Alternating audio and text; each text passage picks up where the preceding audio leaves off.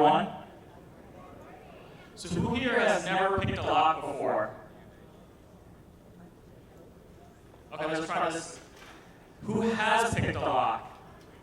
Wow, a lot of you. Okay, so some of this may be a little bit of a review, but for those of you who have never picked a lock before, let's try to change that today, all right?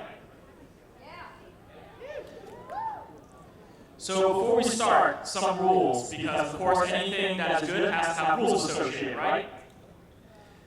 There are two kind of golden rules of lockpicking. As long as you follow these two rules, 99% of the time you will stay out of trouble. So please follow these rules.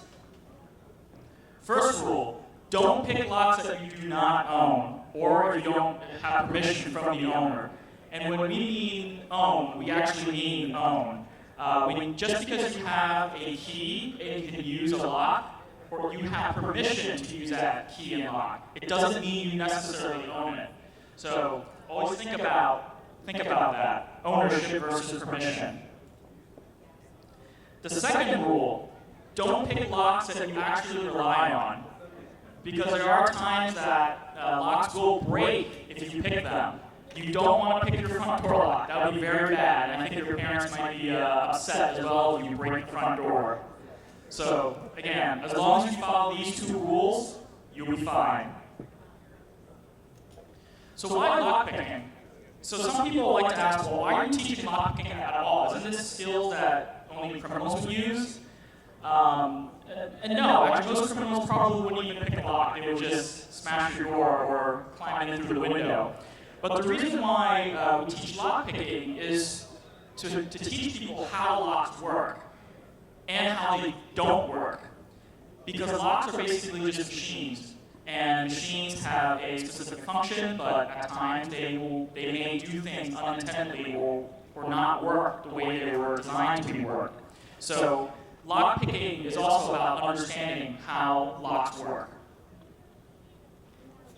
Also, locks are kind of like puzzles. If you guys like Rubik's Cubes or any of these these games, these puzzle games, locks are kind of the same way. They're just little machines that you're trying to solve. And also it's fun. I mean, people who pick locks hang out with their friends. There are lockpicking competitions. It's also a good party game to have. Who can pick the lock the fastest, or who can pick different kinds of locks. So it's kind of a fun thing to do. And locks are everywhere in life. They range from your front door to cabinets to cars. I mean, they are everywhere if you start looking. So the most common type of lock that everyone here will likely run into is what's called a pin tumbler lock. You've probably heard that term before, pin tumbler locks. You probably think, okay, there's some pins in there, but I don't really know how it works. But I will show you. So here's, if you were to look at the front of the lock, the little hole where the key kind of slides in, that's what's called the keyway. That smaller cylinder that turns, if you have the proper key in there, is called the plug. Then you have the larger cylinder, which is called the housing, and that kind of holds everything together in one mechanism. Now, if you were to actually have X-ray vision or somehow able to cut the front of the lock off, you'll see that there isn't a single pin inside the lock, but it's actually a pin stack. A pin sitting on top of another pin.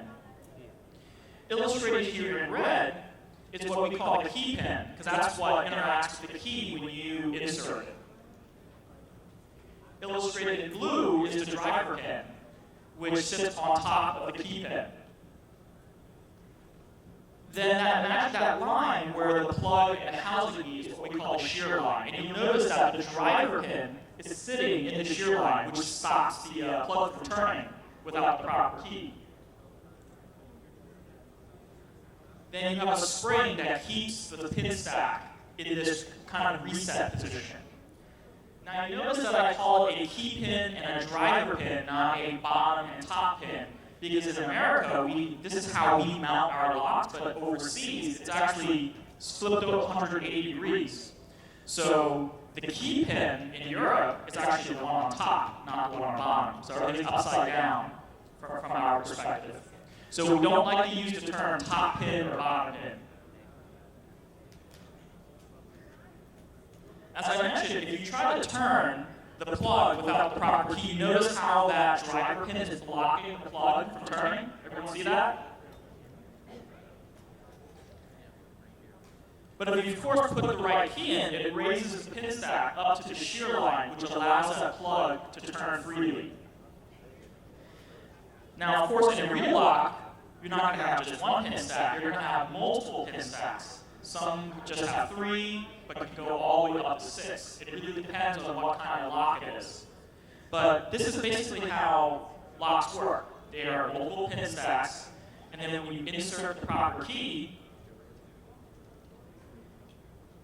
it lines up all of the pins to the shear line, which then allows you to turn the lock.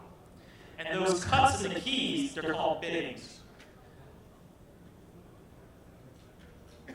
If you have one bitting cut incorrectly, you notice here in pin number 2, the driver pin is still blocking the plug from turning.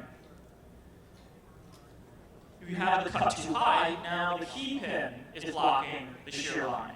So you basically have to have all the pin stacks lined up perfectly for that lock to turn.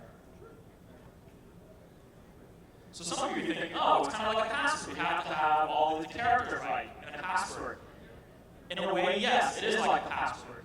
However, with the computer, does the computer tell you if you have one character wrong in your password? No, it just tells you you have the wrong password. It doesn't tell you what you have wrong. However, I'll go into it a little bit, but with a lock will tell you which pin stack is incorrect, and that's how lockpicking works. You're basically able to attack specific pin stacks because it is telling you which one is wrong. So in a perfect world, if this lock were to exist in some type of drawing or design, and everything was manufactured and built perfectly, everything's exactly the same, everything is perfectly lined up, if you try to turn that plug, all of the pin stacks in the lock will bind or stick at the same exact time when you try to turn that plug. However, in the real world, locks suffer from manufacturer tolerances, and what that means is one hole that is drilled in a lock may be just a tiny bit different from the one that was drilled previously. So the diameter of the hole may be is supposed to be 3 millimeters. The first hole may be 3.000001, and then the next one 3.0002. So just that's enough for a lockpicker for you to be able to figure out which one is binding or sticking from the others, which I'll go into. Locks also wear over time, so the shapes and dimensions will change over time. And also, metal is not perfectly hard. Metal is actually a little bit soft at the microscopic level, so that also changes the dimensions of the components when they're moved around. So this is actually a picture of a brand new lock that was taken apart. Do you see how perfect all those circles are? How there's some of them aren't perfectly round, and there's a lot of burring and manufacturing marks. Do you see that? These are pins from that same exact lock. You can see they're not perfectly smooth, so that causes some variation. So what happens in the real world, things are not perfectly aligned, things are not the same. So when you try to turn that plug, one pin stack will bind before all the other ones. And that's the pin stack that you will attack first. So to set that binding pin stack, if you were to apply tension to the plug, causing the pin stack to bind, and you were to reach in there with, let's say, a lockpick tool, and were to lift that pin stack, eventually you will reach that shear line. And what you see here is once you reach the shear line, the plug will turn just a tiny bit. The lock won't open, but it's just enough for the driver pin to now sit on top of the plug, that little edge on top of the plug. And as long as you're providing tension to that plug, that driver pin is not going to fall back down. Now, the most misaligned pin stack is now binding, because this one's no longer binding, this one is set. The next one is binding. So if this lock had 5 pin stacks, you've now reduced it down to just 4. Now you just do the same thing, and just repeat the process, and eventually the lock will open. So here's an animation. You can see you're applying tension to the plug. Number 4 is binding. And you're just reaching in there with your tool, looking for the one that is binding. The way you can tell it's binding is that it will have some more friction. It'll feel sticky compared to the other ones. The pin stacks that are not binding, you will feel the spring want to push it back down. And once the pin stack is set, you may feel a click. You may actually feel the plug turn just a tiny bit. But also, the pin stack that has been set, you notice how that key pin is just now sitting there with no spring pushing down on it. So when you pick it up, all you feel is the weight of that key pin. You don't feel any spring resistance, you don't feel any friction. That's how you know it's been set. So it's just a process of going through, hunting around, looking for that binding pin stack, and eventually the lock opens. And every lock is going to have a different binding order because of the manufacturing tolerances that I told you about. So in this illustration, this video, number 4 binds first. There may be some locks where number 1 binds first. It depends. Every lock is going to be unique. There's another tool called a rake. It's different from a pick. So with a pick, you have a single point at the end where you can individually lift pin stacks. However, with a rake, it's a little squiggly line. It's a snake. It's kind of like a snake shape. With raking, you're no longer just trying to lift individual pin stacks. You're trying to just randomly jump all of them in random sequences, hoping that they fall into place. This is not very an accurate method, and we don't recommend it for beginners. So because you don't learn to feel which pin stack is binding, which one's set, and which one is just hanging out under spring pressure. So we don't recommend raking. But here's an illustration or video of how raking works. You can see with the tool you're moving multiple pin stacks at the same time, hoping that they eventually fall into place. Some other tools that are used, so you have the pick or hook on the left that we showed earlier, as well as the snake and rake on the right. And then there's this funky looking one in the middle, which is called a half diamond. Some people like to ask, is it used for picking or is it used for raking? Well, it's used for both, because it has a simple point, like a hook, but at the same time, with its shape, you can use it for raking. So here's a picture where with a single point, you can lift up an individual pin stack, or you can rake using the half diamond.